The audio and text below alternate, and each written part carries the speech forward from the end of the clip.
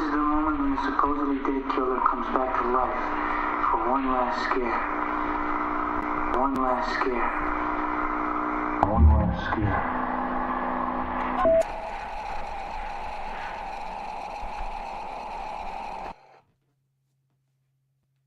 Hello, and welcome to The Last Scare, a home for horror nerds to come together and gush about their favorite feel-good genre. I'm Jayla. I am Cam.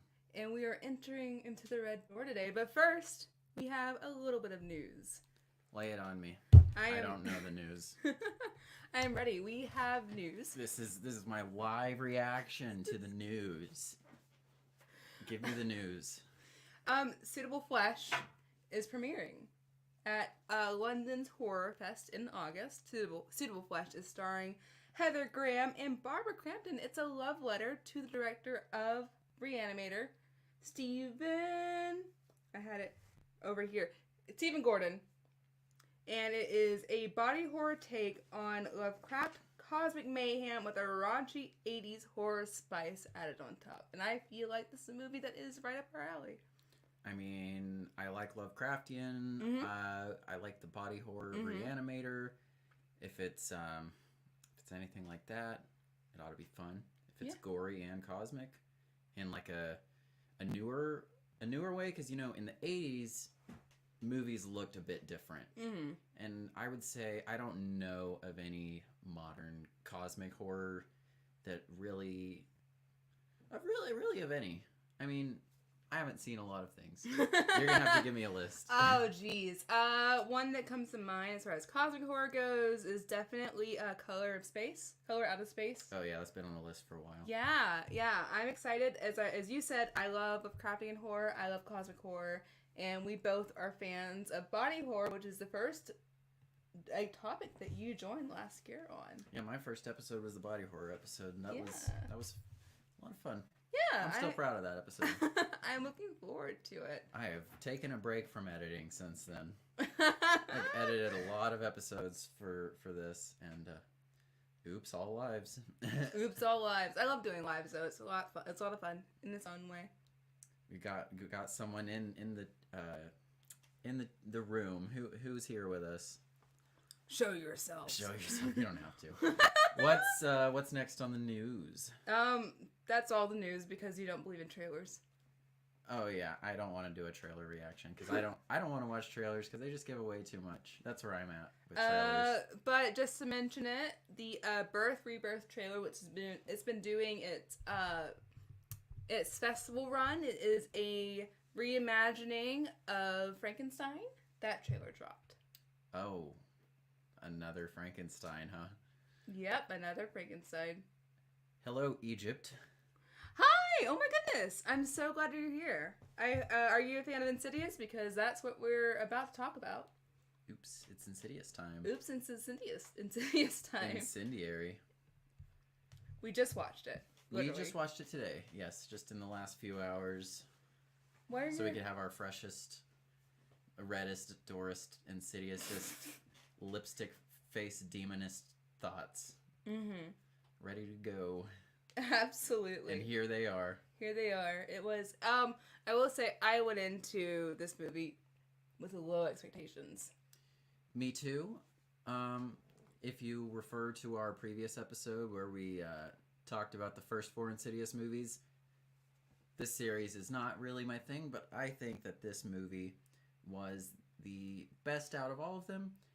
I'm not sure if maybe my bias is because we saw it in a theater, and this is the only one I've seen in a theater, so I was like forced to be very immersed in it, and maybe with the other 4 movies, I was watching them at home, and so I was distracted, wasn't super into it. But this time, I was definitely paying really good attention, and I do think that it is a more personal story than the previous ones. This is Dalton's movie, basically. Yeah. Ty Simpkins does a really great job. I was so proud of him. Not gonna lie, I'm glad they brought him back. In my opinion, he was the strongest actor. I mean, he did a really good job standing next to Patrick Wilson in this. And for them to make this Dalton story, especially after him being the focus of the first one, I thought that was a really smart move for a sequel. In the first one, I thought that he looked like a baby Pennywise. I thought he looked like a very young Bill Skarsgård, and in this one, I think he really does look like Bill Skarsgård. I think they should do a movie together where they're related. Oh my god, yeah. Or cast Ty Simpkins in that Welcome to Derry show, which now that there's some news, SAG is on strike. Oh my god, you're right. That is news. I didn't write that down. This is a good thing. This is a good thing. Because maybe all the striking will end soon now that they don't have... Now productions are really going to shut down. Yeah, do you want to explain a little bit? No. Okay. Basically, the writers are on strike, and having the actors being on strike to back them up means it will speed the process along. Yes, in theory, this is the first time this happened in 60 years. Correct. The last time there was a strike of both unions, it was in the 60s, and the movement was actually led by SAG President Ronald Reagan. I didn't know that. Yeah, I just found that out today. He Thanks, was Twitter. the president? He was the president of SAG. That's insane. I mean, yeah, he was a president, but I didn't know he was the president of SAG, because right now, Fran Dresser is the president of SAG. the nanny. The babysitter. The babysitter. The nanny is president of SAG. That is huge news. Hopefully that means people will start taking things seriously and we'll get things back rolling again. Yeah, I think this is a good sign of progress as far as getting them writers paid. Yeah, we at last year want writers to be paid. Yeah. As potential writers ourselves, yeah, pay writers. Pay writers, it's that easy. It's simple. Anyways, out the red door. Oh yeah. Let's see. General overview. Oh, geez. I thought I was a bit concerned because they've been making a lot of prequels before this. They made the sequel and they're like, you know what? We'll just do prequels. It's fine. Never mind, guys. Forget everything. We'll just do prequels. But this fits so well. The progression over the last 9 years within the story, because it's a 9-year jump, fit really well for me. It made sense to me. I thought it was a really positive addition to the series. I think the direction they went was a bit more subtle because I feel like the previous ones are a bit over top with their themes. Even the further or the violins and all of that. It's a bit more subtle. There's a lot less screeching violins. There's a lot, yes. Even the title card was like a little subdued. Yeah, there's a bit more focus on building tension in this. And that's a shout out to Patrick Wilson for his directorial debut in this. Yeah, I think Patrick Wilson did a pretty good job. Absolutely. I think this was probably one of the better ones in terms of direction. This is the first one not to be written by Lee Winnell. He wrote the story, but did not write the script. Dang it, I forgot the name. But the writer also wrote Halloween Kills. And Firestarter. Wow. I feel like the writers learned a few things. Honestly, as someone who's seen both, no offense to this writer, I really do think, because it's a positive, I think they learned a few things from their past movies. And this one is a lot stronger than their other two movies. Yeah, I have not seen those movies. I have. I've heard bad things, but I can't, rightfully shit on them because I haven't seen them. I won't, outright shit on them. I feel like that Firestarter, it was a movie. Halloween Kills had fun to it. Is that the one that Blake likes? It's the one that Blake likes. Blake's a That's Kills defender, but he doesn't like ends. Yeah, that's the one that Evil Dice Tonight comes from. Yeah. That's the one that that's iconic to me, and I haven't even seen it. I know. I can't take that from them. That's the one where there's Michael just goes on a rampage, which is very slasher. So props to them. Props them for this one. I've seen 2 Halloween movies. I've seen Halloween 1978 and Halloween Ends. Oh my god, there's so much Halloween that you don't have context for. Yeah, I mean, I've gotten recaps. I watched recap videos for the first 2. Halloween 2018 and Halloween Kills, but... There's a whole, cult saga that you don't know about. a genuine cult bringing back like supernatural elements into the story. So I mean, Sabrina's mentioned it a lot. Sabrina loves cults. I mean, who doesn't? Mm-hmm. But no, I do agree. I agree that this is, if you like Insidious, this is a movie for you. Genuinely, I feel like this is a good addition to the story that actually pushes the story forward. It's not a prequel. It pushes it forward. It gives you a bit of closure on the family that we started Insidious with, and I respect that a lot. Yeah, they kind of marketed this as an ending. We'll get there. Yeah, they marketed it as an ending, but is it a satisfying ending? That's something that we will jump into. Would you give this a rating? I'll give it a rating. I would say that this is 6. I give it a 6.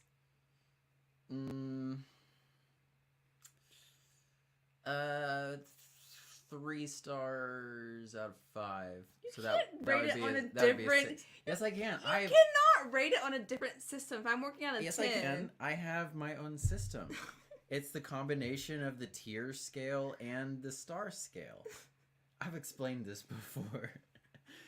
Because I use the 6-tier system and the 5-star system. Because there's like overlap. And so it's like a B tier 3 stars. Great success. Fair enough. So if you haven't seen Red Door yet, and you're a fan of Insidious, it's fine. Yeah. It's fine. I think super fans of Insidious will enjoy it. Maybe not, though, because it's a bit more subdued. Yeah. There's a couple good jump scares in there. Oh, God. There's one that made me jump out of my seat. There's the one kind of early on with the crawling. It's like, bah! That's all I'm going to say about that. But I liked that one. Yeah. A good jump scare like that can kind of make me laugh sometimes. I saw you giggling. I mean, not because like it's not scary, but just because the faces are so grotesque and like gross and grimy. Also you have me flailing right next to you. Yeah, she's like grabbing onto me, just like. I'll flail and then I'll let out like a frustrated sigh after a jump scare, and then he'll laugh at me. Because it always blew like a lot of air out my nose after a jump scare gets me, because I'm annoyed. Yeah, because for me, most of the time, jump scares kind of relieve the tension that the movie's been building. And so it's like, oh, phew. But, you know, I like when a jump scare will really follow through and like continue scaring you. I agree with that. Like a major time, yeah. But absolutely. Major time. But I think most movies kind of just use them to relieve the tension, and they just kind of build and then drop. Yeah, I think a good jump scare really like it. You have all the tension, and there's a jump scare. You think there's gonna be relief, but it just kind of like keeps going. It holds you there. Yeah. But you want to get into a bit of spoilers? Kind of gotta dive deeper into this movie. Let's stay in non-spoiler for now. Let's talk about the characters. All right, hit me with it. There's definitely some characters in this movie. Definitely familiar characters. You've got Ty Simpkins, baby boy. Yeah. All grown up now. I know. He's like an adult now, heading off to college. You know, he just got back from that big Endgame funeral. Yeah, he sure did. He just got back from Brendan Fraser's apartment. Oh my God. What else has he gotten back from? Boy's had a career in the past 10 years. That's amazing. Of supporting roles in big movies. You know, yeah. And every time you see him, you're like, where do I know him from? Every time. Like, I didn't know he was in The Whale when we went and saw The Whale.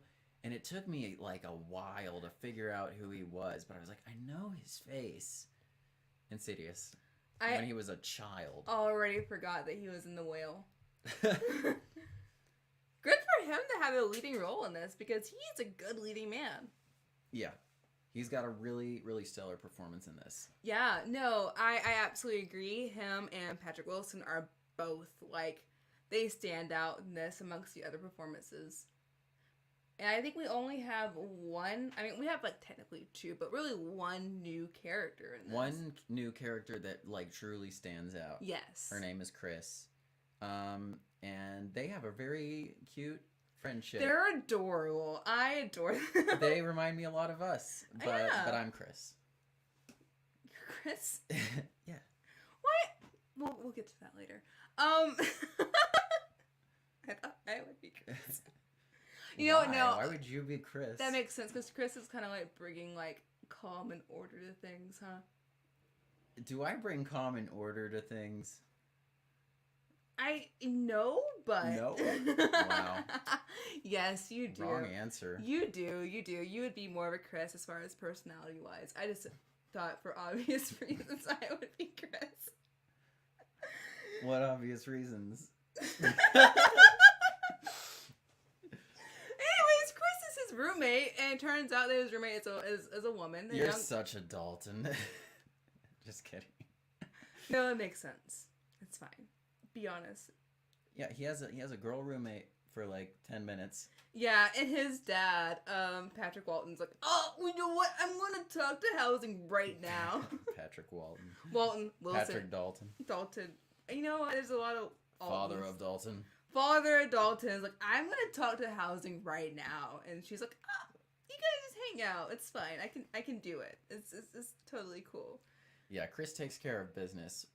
Yeah, Chris was a fun character. She was kind of like you haven't read these books yet, but she's kind of like a John Green Manic Pixie Dream Girl. She kind of is. She's like Alaska from Looking for Alaska and Margot Roth Spiegelman from Paper Towns. I know what you mean because like she's this character that comes in and kind of like calls him out on some things. Yes, and she's extremely quirky. She's so quirky. She like the first thing she like sits down like, all right, what's weird about you? Yeah, and like brings the boy out of his shell. Yeah. No, she totally fits that type. I completely see it.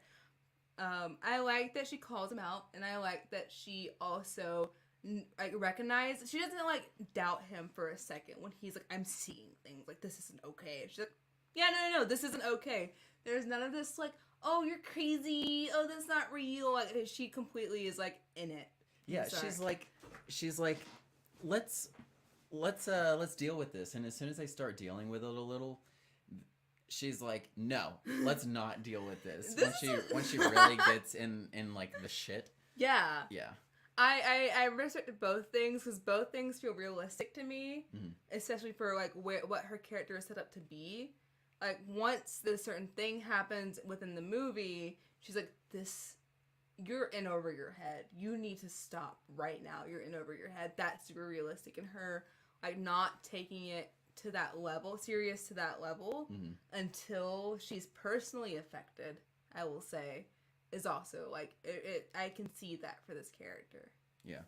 I'd say we're kind of maybe wanting to tiptoe into spoilery stuff now, so I'll just go ahead and throw the spoiler warning on.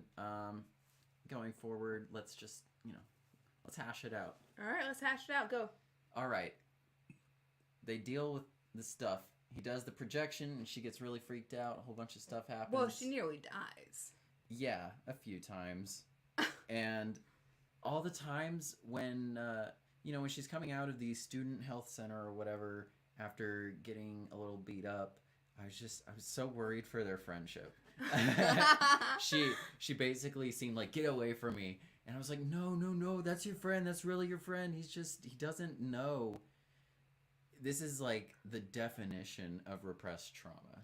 Yeah, and like I'm a bit on the fence currently how I stand on that because I feel like them having their memories repressed throughout this movie until the third act might hurt it. I feel like maybe them remembering during like the middle of the second act even would have helped the movie a bit more.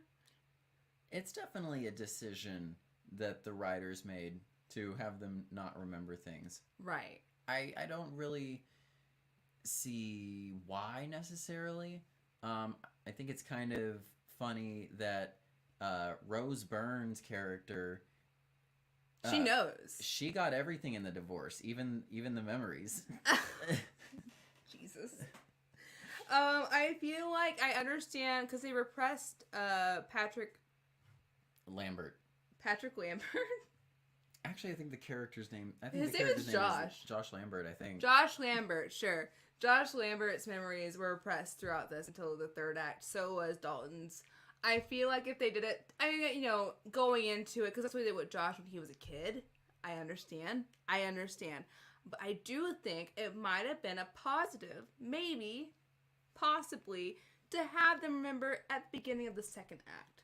So the second act, they remember, they go through remembering it, and the third act, they face the issue after remembering. I feel like remembering in the third act, and then having to deal with remembering as well as Lipstick Face Demon, which is a stupid name. I'm gonna say it right now. It's just a dumb production name. Like the Deadite in the pit in Army of Darkness is called the Pit Bitch, but she's not called the Pit Bitch in the movie. It's just called Pit Bitch because they needed a name for it in production. I just feel like at this point they could have given him a name. It's a bit more intimidating than Lipstick Face Demon. Is there not like an in-story name for Lipstick Face Demon? No, they don't give him a name. Oh God, not the lipstick! Oh God, he just has his lipstick a little bit over his face. Please stop. Dude, that is not how you put on lipstick. He wasn't really in this that much. He's just in like a bunch of random scares. Yeah. They could have fleshed out his thing. Yeah, I think they just wanted to keep him in because he's iconic. He's the one that they that's attached to Insidious. Mm-hmm. And I feel like they could have built a backstory to him. Yeah, I don't know what his deal is. He might have a deal, but I don't know it. They built a backstory for the bride. In the sequel, What are you gonna do? They didn't really build a backstory for him, and I feel like if you're going to market this as an end, you should probably write in a bit more about the backstory for the demon that started all of it. Yeah. If you're gonna keep using him, sure. Yeah. Another new character, the extremely pretentious art teacher who oh my God, tells students to rip up their paintings. And then gets mad. They're like, no, I spent 60 hours on this. I think when an artist spends, hours and days and weeks of their life on one piece, they start to get a little self-important about their work. And this art teacher has probably done a lot of that because she seems to act like art is the most important thing in the whole world. And if you aren't a good artist, you should just give up completely. But she also recognizes that one piece doesn't make or break you in its own way. I won't say that I agree with her, but her asking artists to rip up their paintings is kind of, I feel like it's her way of saying this doesn't define you. Maybe. I think there's also within that classroom setting kind of a pressure to come off a certain way. Yes, and so Dalton just tears up his drawing, which was something personal to him. Yeah. I think he just felt all the pressure of being a freshman in college and just, wasn't defending a piece that was actually personal to him. Yeah, I feel like that, I'm so torn on this character because, a part of me is very funny. A part of me is I get trying to teach your students that don't hold on to one piece of art because art's always growing and always evolving, but also these students are freshmen. They're coming to you as freshmen right out of high school. They probably this piece that they're showing you is the one piece that they're most proud of. Mm. You're asking a lot on the very first day to be more introspective or whatever you want to call it and completely throw that away. Yeah. I think it was an interesting character choice for Dalton to evolve from a kid, drawing what he saw in the upside down, the further. And any realm to me is the upside down. That's fair. Because, he drew pictures when he was a kid. That was his whole thing. He's like, I saw a red door. I gotta draw it. And now that he's older, he's like, I think I saw a red door when I was a kid. I'm gonna paint it. I think it was really interesting to, show how the door is opened up again was him being in a situation that's, the exact same as when he was a kid. Because she's asking you to basically do the same thing that oh god, what was her name? What was her name? Elise was doing whenever they forgot, or like, well, I forgot because she was dead by then. But like that whole timeline was counting down to 10, asking you to like sink further into yourself. Yeah, a lot of grief and trauma in this one. There was indeed. The opening did make me think of and oh god, Hereditary. Not as harsh as Hereditary. No, but not that. There's a dead grandma. There's a dead mother. There is a death at the beginning, and would you say that really added anything to this movie? I feel like that it, not really. I feel like it just kind of placed our characters in certain situations. Did they maybe just not have the actor, and they felt the need to deal with that? Yeah, it was certainly a starting point. It was certainly. So in this starting scene, it shows the other two kids, the brother and sister, and the parents. Which I like that shot, though. It's a cool shot of them like looking at the casket about to be lowered into the ground, and Patrick Wilson making his little speech. But I realized in this shot, I was like, oh my god, Ty Simpkins isn't in this shot. Is he in the coffin? No, and it Ty turns was out reading. He's off on the side eulogizing. Yeah, because right before this, you see a flashback to like right after 2, where they're like wiping their memory from everything, because they feel like wiping your memory will stop this issue, stop them from going to the further, which is kind of they circle back to at the end of this movie. Yeah, I thought that shot was, or after it reveals that he's not dead, I thought maybe that shot was going to be foreshadowing that he was going to die at the end of the movie, which didn't happen. I don't think anyone died in this movie. I'm kind of glad no one died. Yeah, no one died in this movie. You know, there was a theme of like not forgetting your past and like, you know, effacing your past versus running from it.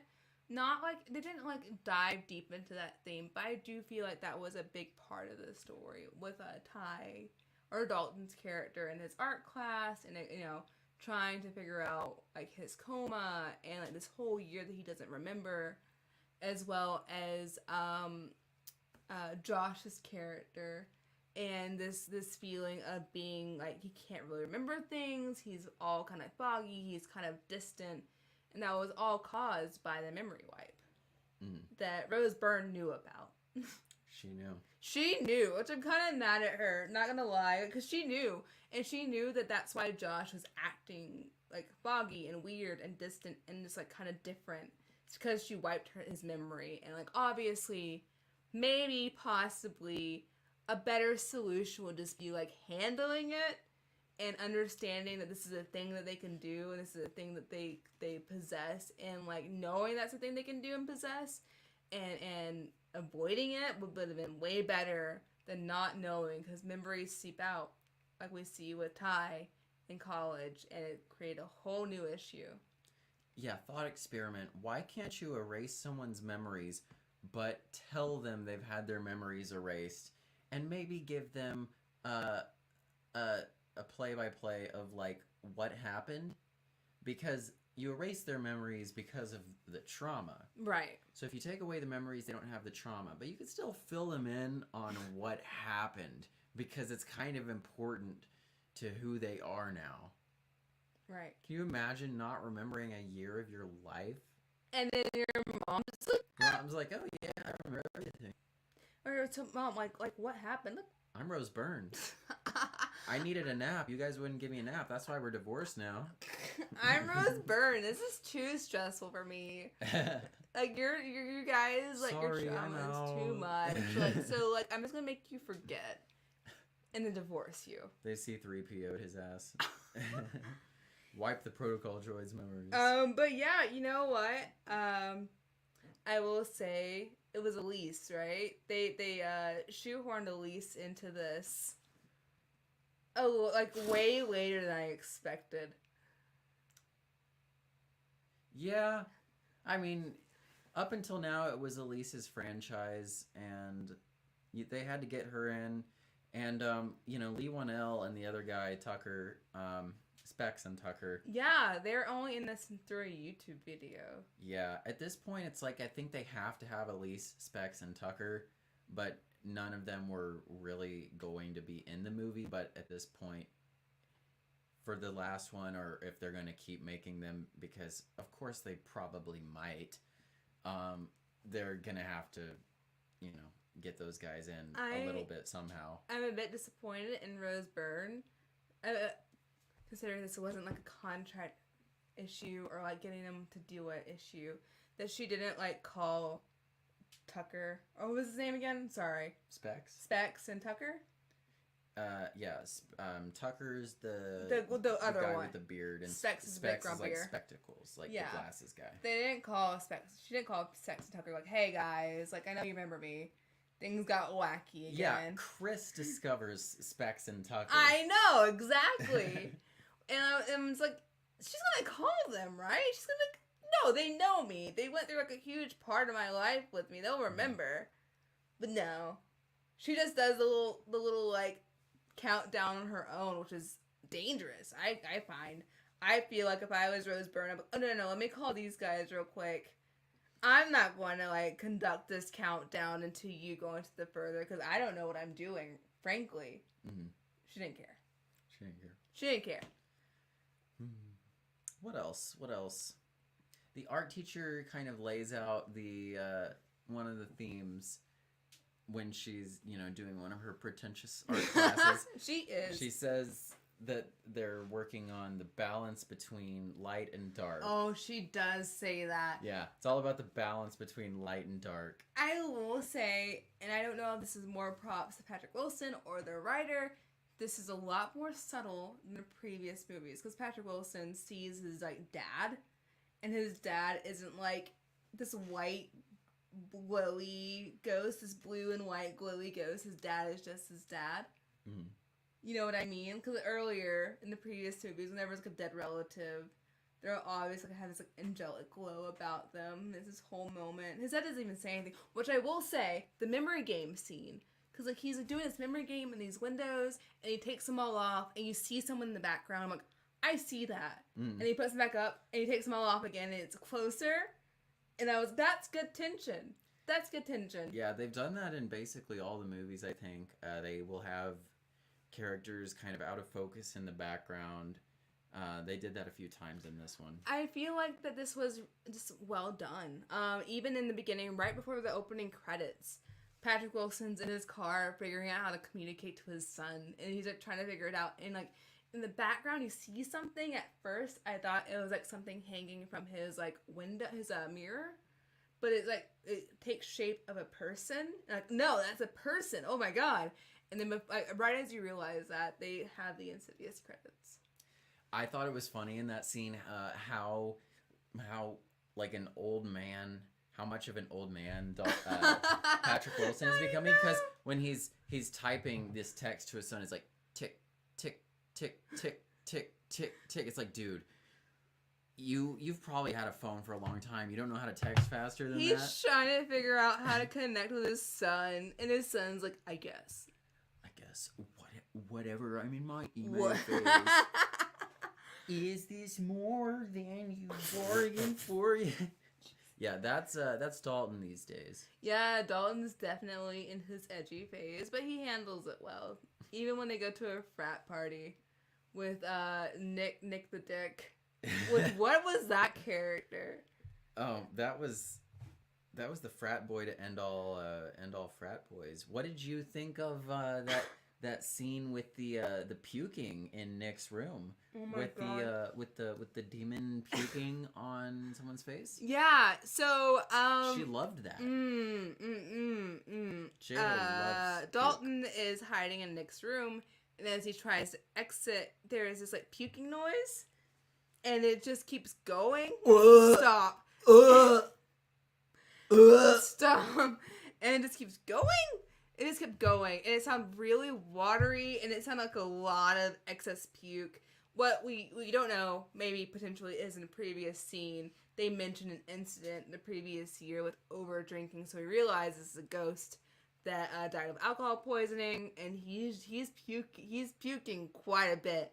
a lot of hefty vomiting going on, and it's all over his face. And you liked that, right? I hated every bit. No, I think she liked And it. there's a lot of chunky puke over his face, and it's going down his She shirt. was in the theater like, I started gagging because it was because it just sounded so bad. It was so bad. It was so bad. I can handle puke if it's just like a few bits or it's like one scene, but he was vomiting a lot. yeah. I'm trying not to gag now. Oh. Genuinely. Hey AJ, welcome to the show. Welcome to my suffering. We're talking about puke. Stop! I'm gonna actually gag, please. So what I'm hearing is that it is a great movie. AJ! Oh my god! I'll hear AJ. Hi! She doesn't have her readers on. I That's don't. why. Oh my god! I haven't seen you in forever. How are you? I'm so excited that he's here. I don't go on Twitter anymore because reasons. It's a cesspool. But I'm so glad Hey, you're here. at least we have threads now. We do. AJ, if you join Threads, I'll join it too. I got you. I'm so glad you're here. Welcome. I'm staying off of all of it. Because you don't like social media. I don't enjoy social media. It's not very good for me. Yeah. Anyways, yeah, so somebody who was sitting right next to me was definitely not helping the situation. Stop. That was already, stop. I was already suffering from, because it sounded so real, and I started imagining, like, me vomiting, and I was like, I can't do this right now. This is too much. But that does lead me to... Hey, AJ, drop your thread link. I will join. Twitter is awful. Elon Musk, if you see this, you won't. But if you see this, I hope that you get lice. That is absolutely untreatable when you have to shave your hair plugs. Yeah, that's my thing about Threads being a Twitter substitute is like, who do I like less more? I like Elon Musk less because he's way more loud. Like, I have not liked Zuck for longer than I've not liked Elon. Yeah, but the thing with Elon is he's so attention needy. He just can't help himself but being a big old baby toddler. Yeah, like and he's crying for attention. At least Zuck is quiet. He's a big troll, which like is annoying, of course, but it can be funny. But sometimes, not an excuse for his behavior, but like sometimes it's hilarious. I don't care about being a troll. It's just whenever you're like putting that into like the actual like rules and the way the platform works, and then it's like the blue checkmark thing is so ridiculous to me.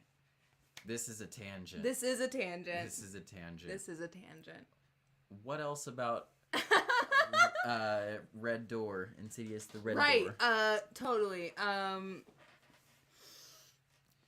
By the end of this movie, I was thinking, is that all? Yeah, no, I feel like there is a whole extra hour of movie they could have put into it. I just thought the third act was weird and vague. I feel like that they could have just done more. I feel like that the final bit of this movie went out with a whimper after building so much with like Dalton figuring out his powers and trying to communicate with the ghost and figuring out why, like what door is he talking about, how does this work, and then even lipstick, like we mentioned this earlier, but lipstick face demon, we don't learn more about him. He's just kind of there for a few scenes. Dalton just kind of finds himself in the exact same position he found himself when he was a kid, kind of sad, sulking under a bunch of chairs. And, even Dalton's possessed body, who's about to kill Chris, it's just resolved. Which I'm glad Chris didn't die, don't get me wrong. Who did die was Chris's parents when she was the same age that Dalton was. And they didn't do anything with that either. Oh, they didn't. No, you're right. She just kind of mentions it. I'm like, it's like, my parents died when I was the age that you went through all of your trauma. It's like, okay, so that's going to be a thing, right?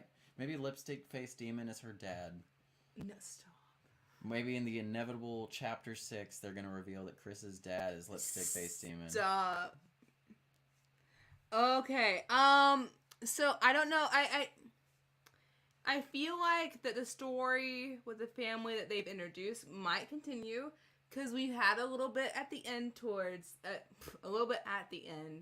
that they like kind of made it feel like they could continue it with a character being in the role that Elise was in, and like taking on her role going forward. I feel like that was something that was set up. I do feel like there's more they could do because they didn't do a whole lot with this besides finally progressing the story forward. Oh my god, we've had 3 prequels after the sequel to this movie.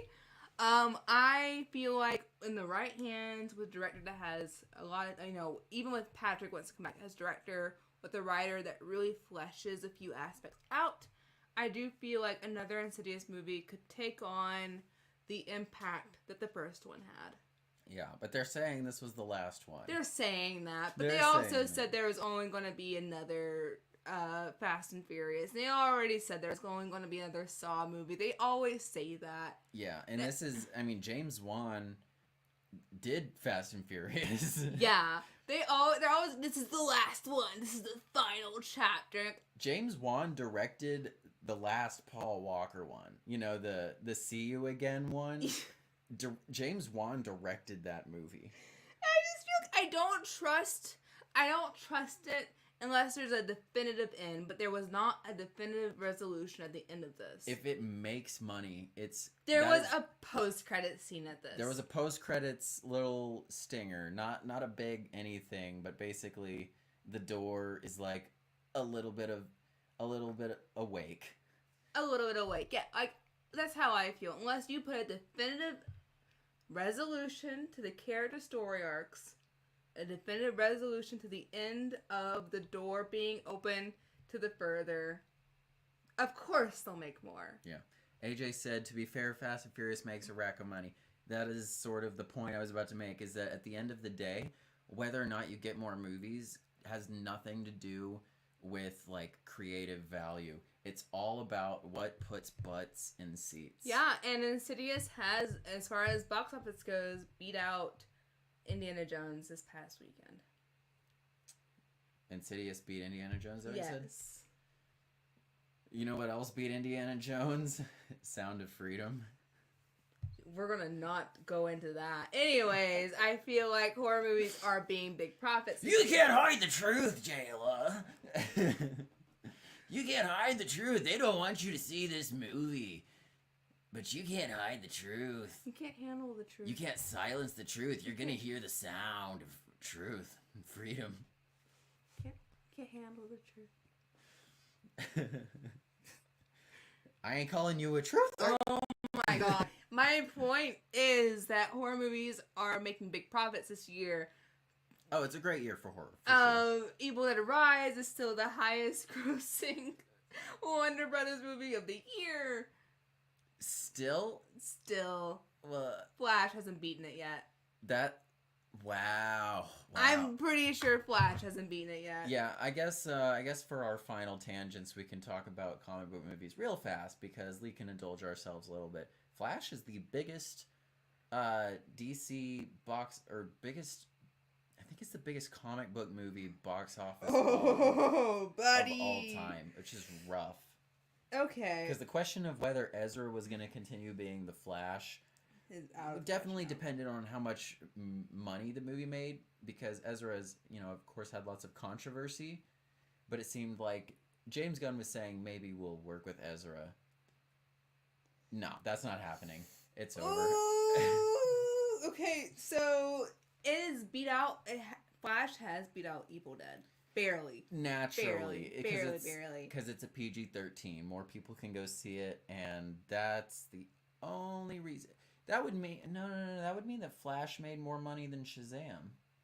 Is that true? I'm looking. Flash... Worldwide, Flash has made $262 million. Domestically, it hasn't beat Rise yet, and it's made $105 million. Numbers. numbers is numbers. It has not beat.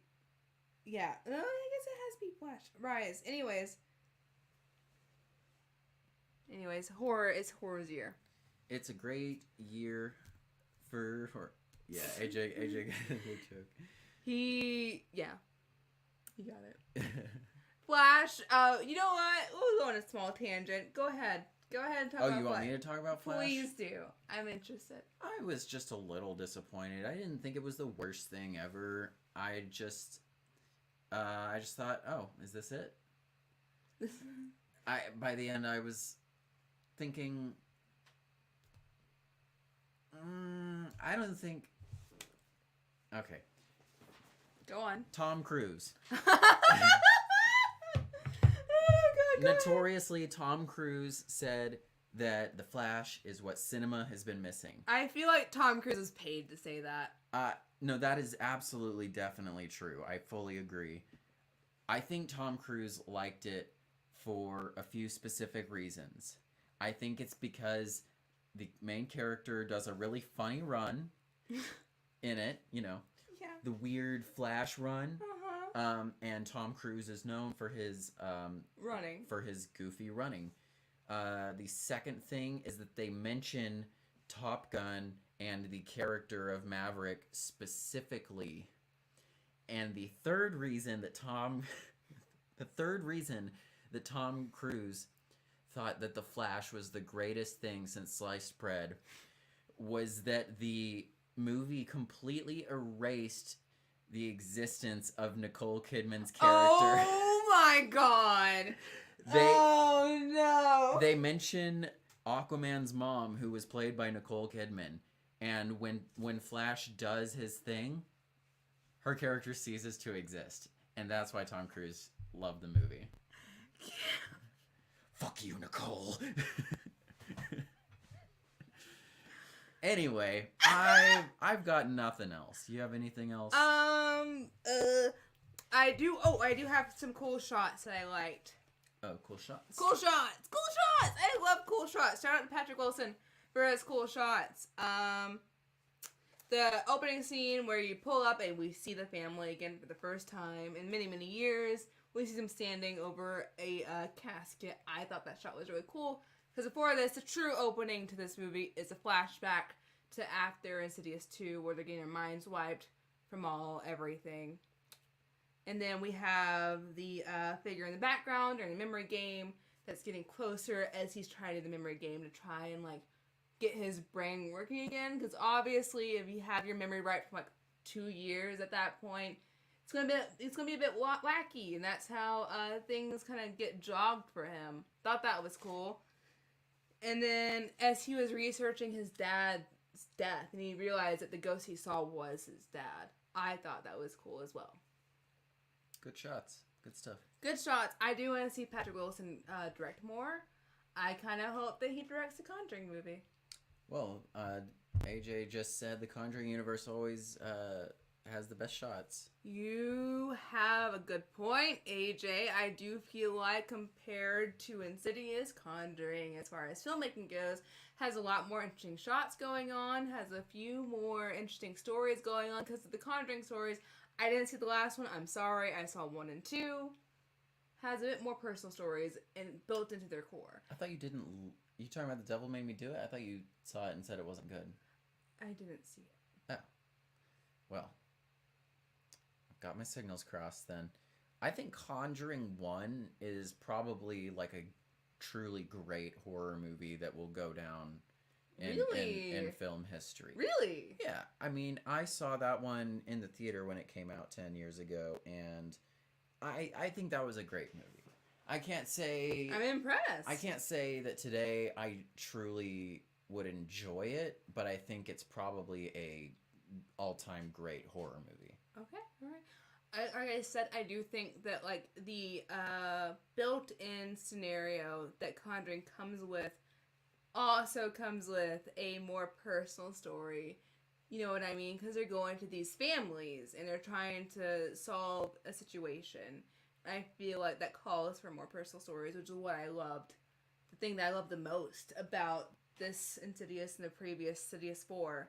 that the stories are more personal, which is something that I feel like was lacking up until now. And I do feel like they're going in the right direction. Well, they were going in the right direction, but then they stopped, supposedly. And I think we're about to stop, aren't we? Yeah, final thought. I feel like that this was a setup for an actual last Insidious movie to wrap up the story of this family. I don't think that this was a satisfying ending to this family. I don't think it was either. I feel like this was the build up to the ending of this, because now, if they would please do, just do one more where everyone remembers what's going on. They know about Lipstick Face Team, and they know that there's something else they've left undone. And let them have a personal story where they solve it and then end it. Because them not remembering till the third act really screwed you guys. Yeah, let the further kind of bleed out into the real world more. I want to see someone punch Lipstick Face Demon in the face. That's what I want. Yeah. I feel like one more movie that will really tie things up. Actually, one more movie where you focus on everyone knows what's going on. This is a situation going on. This is the context of this. Flesh it out a bit and actually give us a proper ending to these characters. Yeah. They can do that, but I don't really care, if I'm honest. I'd like to see it happen. Because the only reason I say that, not because I like this subgenre of horror is my favorite, but because Insidious was such a huge, impactful moment for horror. I would really like to see them send it off in a proper way. Sure. I mean, I love a really solid ending. Yeah, I want a solid ending. I want a solid ending to something that was such a moment.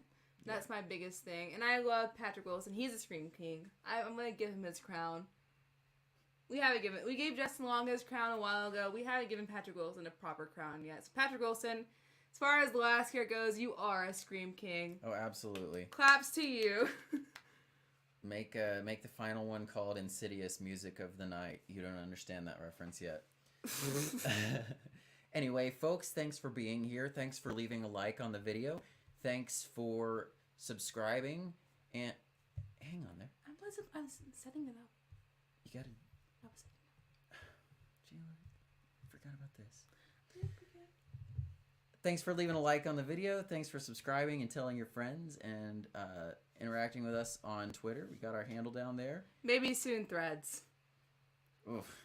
That's all you, baby. And don't go too far. Stay subscribed because just like Stu, we will be right back. I'll be right back.